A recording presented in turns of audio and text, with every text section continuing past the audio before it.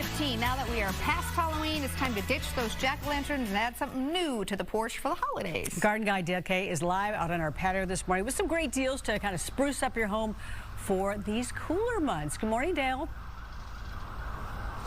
Good morning. Yeah, just when you thought the gardening season was over, we're going to bring it back to life, and with good reason. If you look behind me, landscape is quite drab, quite brown, so we're going to spruce it up, if you will, with some beautiful fresh greenery. And of course the choices are endless. But before we get into selection and what to put in them, let's talk a little bit about pots, soil, and what you use to kind of construct the planter itself. So what I recommend is, if you've got your old flower planters, get that old soil out of there and put in some fresh potting soil. I use potting soil.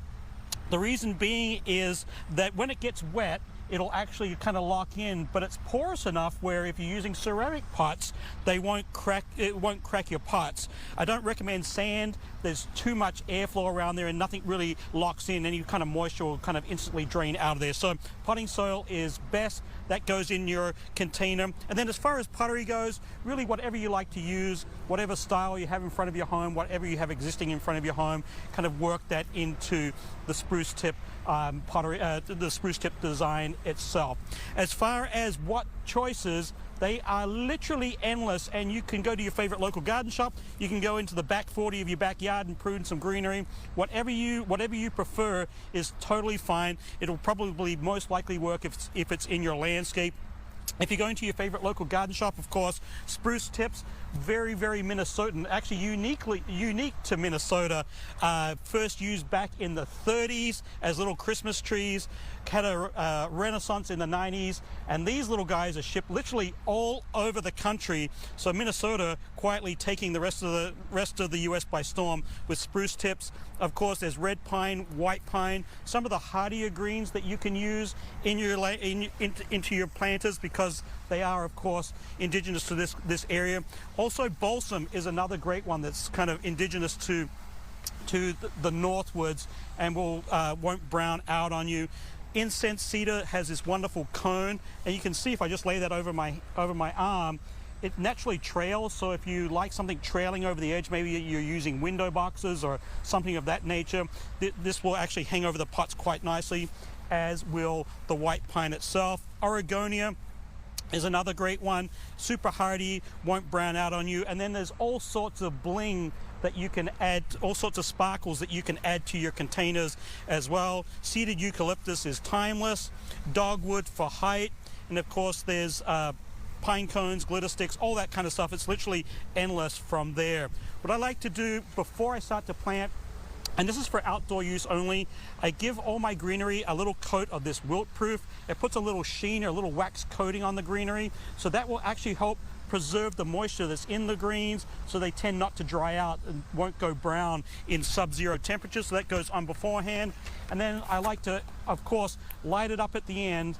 Some LED little starry lights, some miniature lights. These are actually really easy to kind of intertwine into the branches itself. So I've got the height already in the container there, and of course height adds a little bit of luxuriousness to the planter itself, gives it some great curb appeal. I've used the dogwood, some white sticks, a few glitter sticks as well. And then it's just basically inserting your greenery into your potting soil. We'll put a couple of spruce tips in.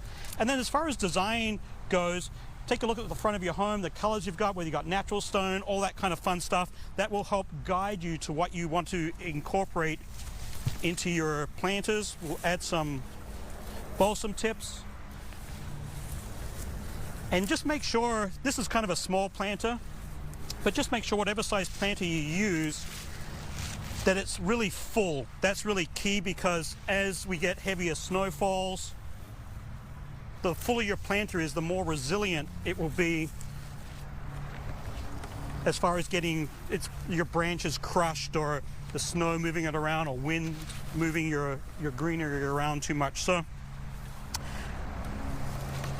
make sure this is nice and full.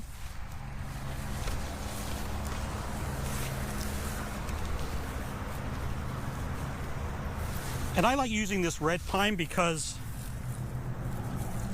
for not a lot of money, you can really start to really get a full container We'll add in a little bling, nice frosted cone.